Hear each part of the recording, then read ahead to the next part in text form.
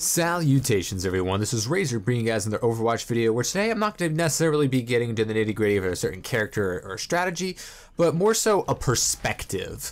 As a lot of you may know, I play mostly tank and healer, and that is mostly due to the fact that most people only play DPS, so I don't get a lot of chances to do so. Even if I could play DPS every game, I absolutely would not. I wouldn't want to play tank every game. I wouldn't want to play healer every game. I wouldn't want to play DPS every game. I would get bored doing the same thing over and over, or more often, more likely playing the same character over and over.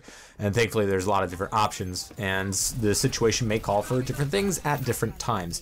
But it all comes down to, no matter what role that you're playing, you need to win the game, right? And that has a lot to do with knowing what the win condition of a fight or of a game is, based off of your comp, the enemy comp, the map, you know, positioning, who's where, ultimates, all that good stuff. And that can be very, very difficult to do from the DPS slot when you compare to playing from the tank or the healer role, which is what I am used to. And being mostly a tank and healer in pretty much all games, where I get maybe 2 or 3 games this season where I get to play DPS. Most of my DPS practice is in mystery heroes and off-season quick play and things like that, to where I'm not super comfortable with a ton of DPS characters. Granted, there's like 30 DPS characters, so you know, I don't need to learn how to play absolutely all of them. Whereas if you're a tank player, especially matchmaking, or a healer, you kind of need to, if one isn't like ruling the meta, like, you know, if you were a Mercy main for that long grain of Mercy, you didn't need to know how to play Zen or Ana or Lucio. You just needed to play Mercy and only had to worry about it if your teammate already picked a Mercy. But for the most part, if you're a tank, you need to know how to play pretty much all of the tanks. Maybe you don't need to know how to play Wrecking Ball. Maybe you don't need to know how to play Winston because people are terrible playing with Winstons on their team. But you need to know how to play most of them. If you're a healer, you need to know how to play most of them. If you're a DPS, that's not necessarily the case. And from my perspective of a tank and DPS player, I can kind of see the flaws of both my team and the enemy team a little bit more so than if I were a DPS player.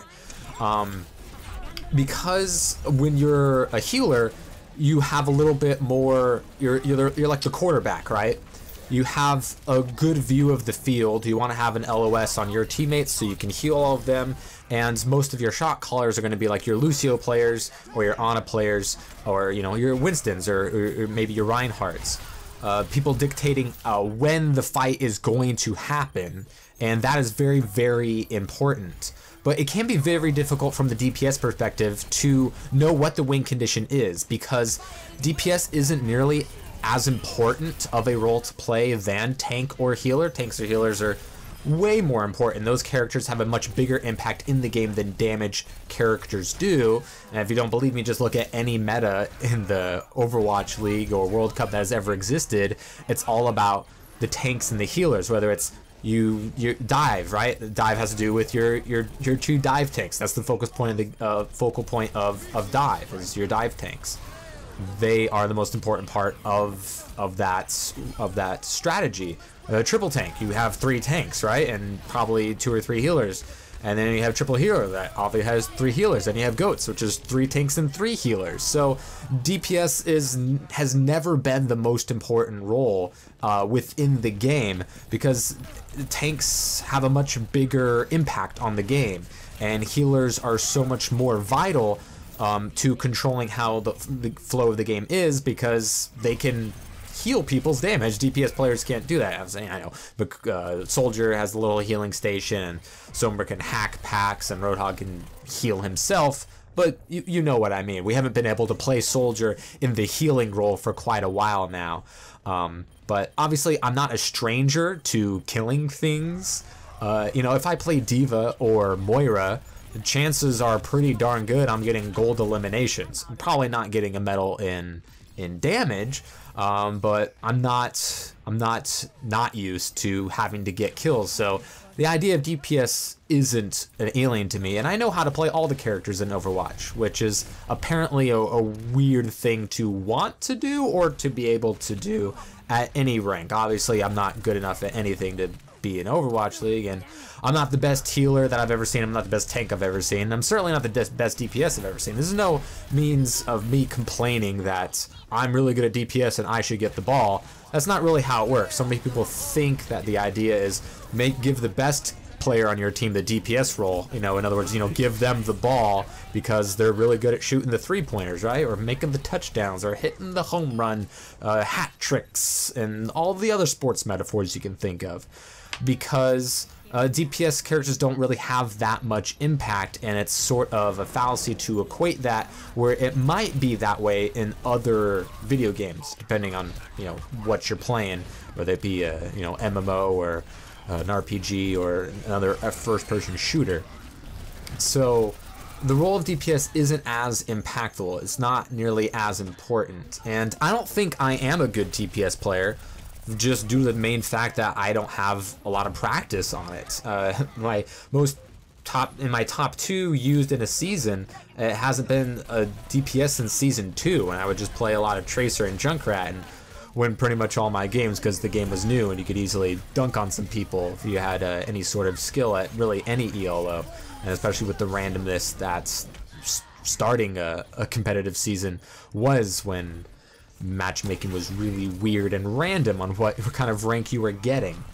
But from the damage slot, it is more difficult to figure out what the win condition is, whereas if I'm a tank, I'm dictating how a fight might start, or how our team responds to an enemy starting the fight. No matter what kind of tank I am, you need to play in conjunction with one another. So you might have a better idea of how fights are starting, whether you have some sort of advantage or disadvantage. You're noticing, okay, their healers are doing this, but our healers aren't doing it, or their DPS are getting in front while ours are like, standing in the back doing nothing. You kind of have a bigger lay of the land, where it's a lot easier with DPS to just kind of tunnel vision on killing a certain character. Like, I'm gonna go after their Reinhardt shield, and you might not be noticing that the diva is wrecking your backline, or that the Mercy is behind their Reinhardt just carrying the game. She's getting completely uncontested. An uncontested Mercy will carry every game no matter what ELO you're doing if she's just completely ignored, because she'd be very powerful. And you could say that about Ana or Moira as well. Any sort of main healer that can have that kind of impact. If someone's unchecked, if a Widow is lying on the ground just doing body shots, that might be terrible. That might not win a bunch of games by itself, but if she's ignored, she can carry. And if Afara is in the sky and she's not getting shot down, that's going to be really difficult for your team to come back from. And here, I make the switch to McCree because their tanks were kind of having their way with our tanks because of the way that the matchup was working. So, as a tank player myself, I know one of the most annoying things for me, something that will make me switch off of Winston, is a McCree, because such easy headshots, and he can stymie a Winston's ability to get in and start the fight the way that he wants to do. So that's why I picked McCree, even though McCree is actually terrible in matchmaking, because he's just so popular. Just people are really bad shots and they make terrible decisions. McCree isn't mobile. They don't use his role as much as they should, and they don't position them right. And you can kind of see the way that I play McCree here, that I definitely am kind of my positioning playing more safe lag as I would an aggressive healer, like a Zenyatta or an Ana or something like that. So I'm able to have a different perspective whenever I do play DPS, because if I'm a healer, right? If I'm a healer and I'm just getting destroyed by the enemy Pharah, I'm getting targeted, or the enemy Tracer, or their Winston keeps jumping on me, my DPS might not notice that, but I notice that because I'm the one who keeps on dying, right? If you're a tank that keeps on dying, you're gonna have a really good idea of what's wrong and what the win condition needs to be. If you're a healer and you keep getting killed at the very beginning of fights, you're not able to keep your tanks up, and that's why that fight is going poorly. It's difficult to see from the DPS perspective, so you can tunnel vision on killing the enemy DPS because you want this matchup, or taking an easy target in the back line, or just going for a futile attempt at breaking Rhine shield or something like that. That so many people from the DPS slot, from that role, throw themselves at the wall. And you can kind of, it's more difficult as a DPS to tell when you're playing poorly than if you're a tank or a healer, because DPS are going to die the most often. So you don't have as good of a handle on what kind of impact you're having in the game, as why so many DPS players are going to be the first to flame their teammates, because they're not in a position to realize what they're doing wrong, because they're not as important as the tanks are, they're not as vital as the healers are, so they're kind of playing their own world, their own game. They're like, hey, I'm getting picks, why are we losing? Why am I not getting heals? They could be getting all the heals in the world, but no one's protecting the back line, or the off tank isn't peeling for the main tank when that needs to happen. When you're that main tank, you can kind of see that happening. If you're the main healer, you might be able to see the positioning of the enemy team compared to your team and see what the win condition is that you're not meeting there. Whereas DPS, it's a little bit more difficult to gather that sort of information, because you're just like, okay, I'm just gonna click heads. I'm just focusing on killing. I don't need to worry about, contesting or fighting the tank or healing the tanks, because that's not my job.